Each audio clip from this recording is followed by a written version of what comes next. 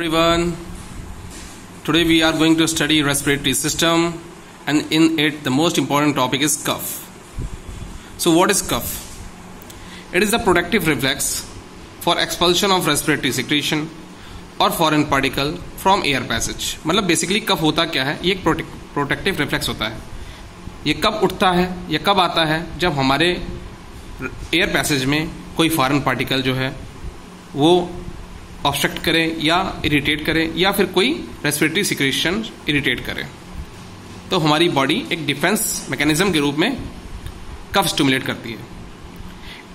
ये दो प्रकार का होता है. It is of two type, useful and useless. Useful that is productive cough and useless that is non productive cough और ड्राई कफ.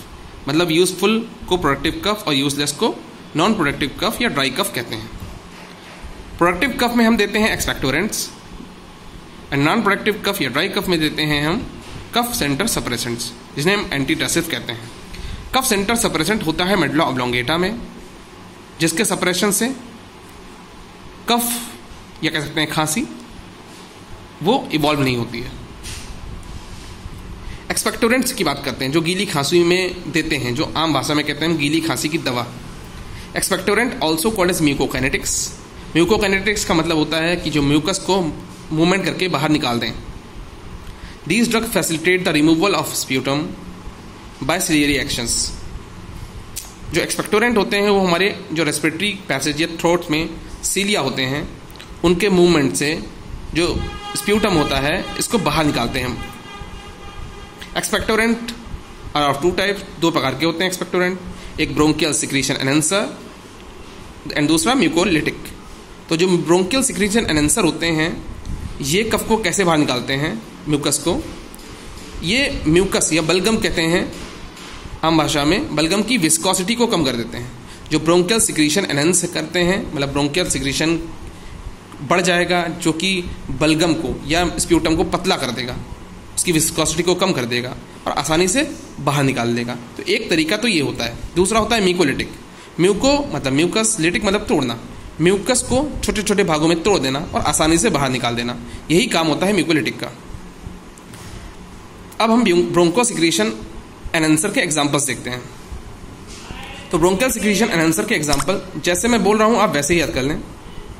Sodium potassium citrate, potassium iodide, ये दो एलिमेंट होते हैं सोडियम पोटेशियम. तो इनके दो एग्जांपल हैं, sodium potassium citrate and potassium iodide. फिर तीन नाम होते हैं थोड़ा चाइनीज टाइप के लगते हैं, आप इनको ऐसे ही याद करेंगे. Guaifenesin, balsam of tolu and vasaka. Guaifenesin, balsam of tolu and vasaka. And last is ammonium chloride. तो ब्रोंकियल सिक्रीशन एनहेंसर के एग्जांपल होते हैं sodium potassium citrate, potassium iodide, guaifenesin, balsam of tolu, vasaka and ammonium chloride. अब हम bronchial secretion enhancer के mechanism की थोड़ी नजर डालते हैं. जो मैकेनिज्म होता है ब्रोंकियल सिक्रीशन एनहेंसर का, these drugs increase bronchial secretion so viscosity of sputum reduces and removal become easy. वही ब्रोंकियल सिक्रीशन को बढ़ा देती हैं जो कि बलगम या विस्कोसिटी को, बलगम की विस्कोसिटी को कम कर देता है और ऐसे ही स्प्यूटम पतला होकर बाहर निकल जाता है. दूसरा जो हमने एक्सपेक्टोरेंट बताया था वो बताया था म्यूकोलिटिक. तो म्यूकोलिटिक के एग्जांपल होते हैं 2-ABCD, जिसमें हम ये निमोनिक है 2-ABCD. एक मूवी भी देखी होगी शायद आपने 2-ABCD, आप उससे याद कर सकते हैं. Ambroxol, acetylcysteine, bromhexine, carbocysteine and dornase alfa.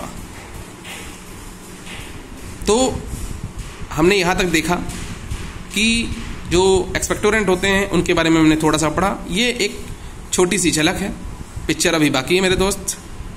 तो जानने के लिए आगे की कहानी क्लास ज्वाइन करें आप, मॉडर्न मेडिकल क्लासेस, और आगे की पिक्चर का आनंद उठाएं. Thank you very much.